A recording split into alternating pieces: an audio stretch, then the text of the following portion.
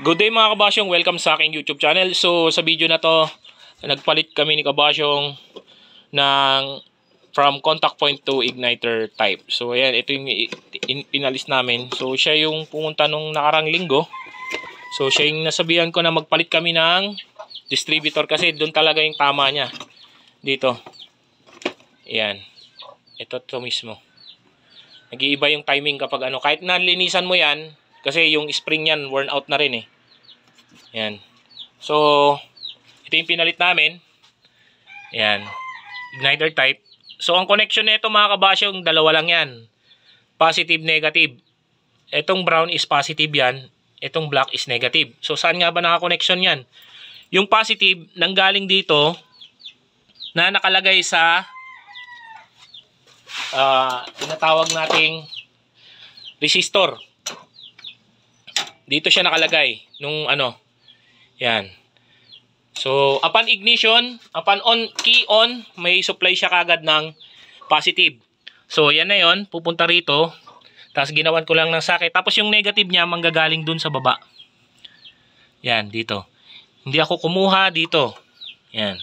Kasi kung makikita nyo, ito pwede rin. Pero, ito kasi yung ano, ang talagang the best. Ito. Yan yung negative manggagaling dito. So isang linya yan. Yun naman yung nakakabit dito sa ating condenser noon sa contact point. So ayan. Dito. Yung wire na nakakonekta dito. Mga kabasyong. Yan. So yan yung connection yan. Tapos ang vacuum, manifold vacuum sa ibabaw. Yan. Papunta dito sa gas filter. Yan. Yung tatlo na yan. Yan yung connection niyan. Tapos yung isang ported sa gitna, yan. Papunta naman sa likod ng carb. Ito kasi 2E na ano to mga kabasyong, na cable type. So ang ginawa ko, nag-T ako dito. May T akong ginawa. Yung connection papunta dun sa ating purge valve sa ating charcoal canister. Pinaghati ko siya, naggawa ko ng T. Pero ito kasi nasa baba ang connection nito.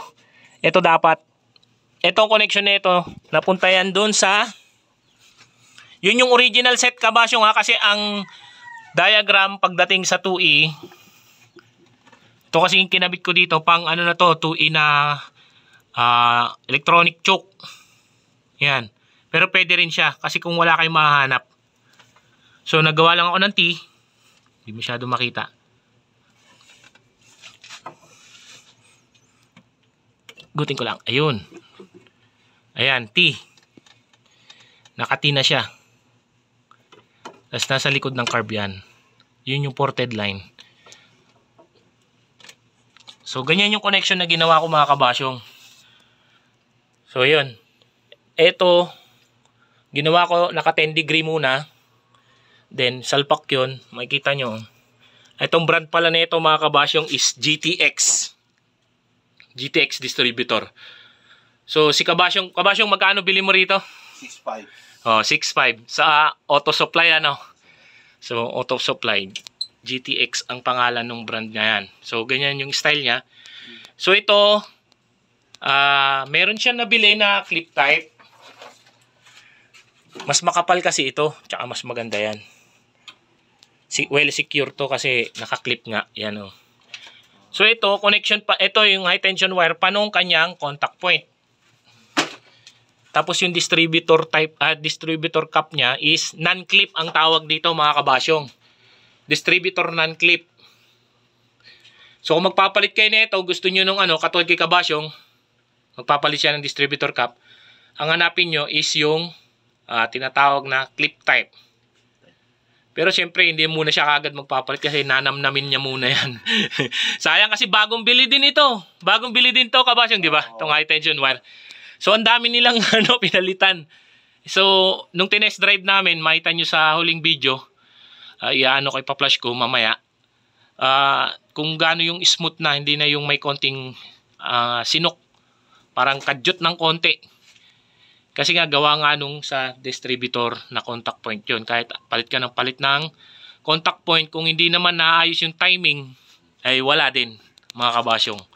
Kaya yun, kung naka-contact point kayo, suggest ko na sa akin para sa akin kasi mas mainam talaga yung ano.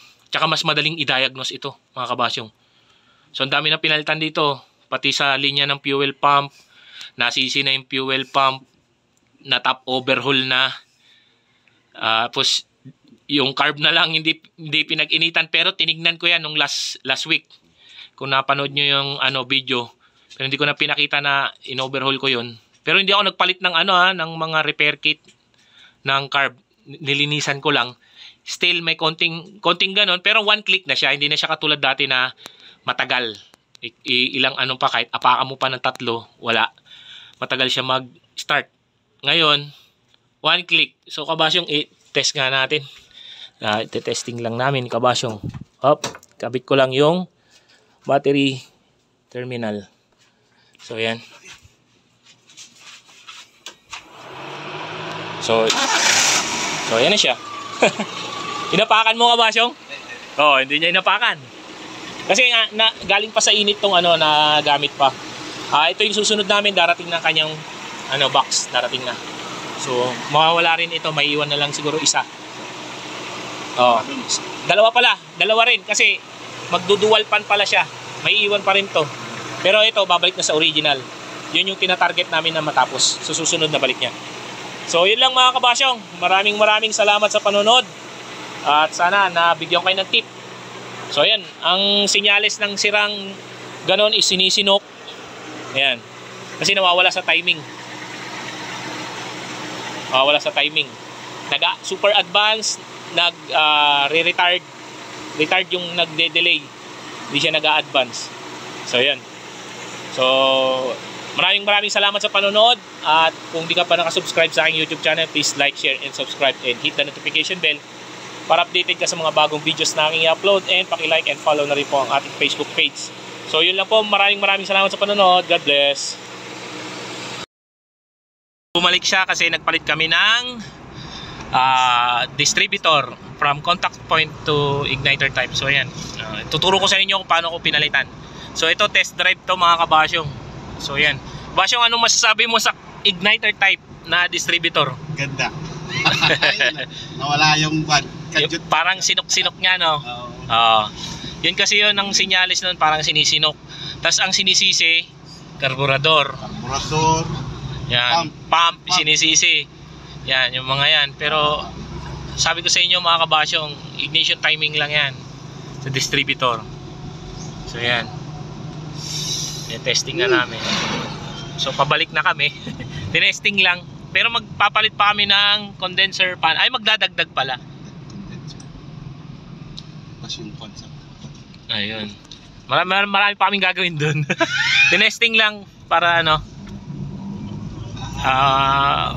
magpapalit din to ng fuse box eh. Pero hindi pa ngayon pa. In order pa lang. Ayan. Hindi natanggal yung litik. Oo. Nasasayahan siya sa driving niya ngayon. So ayun.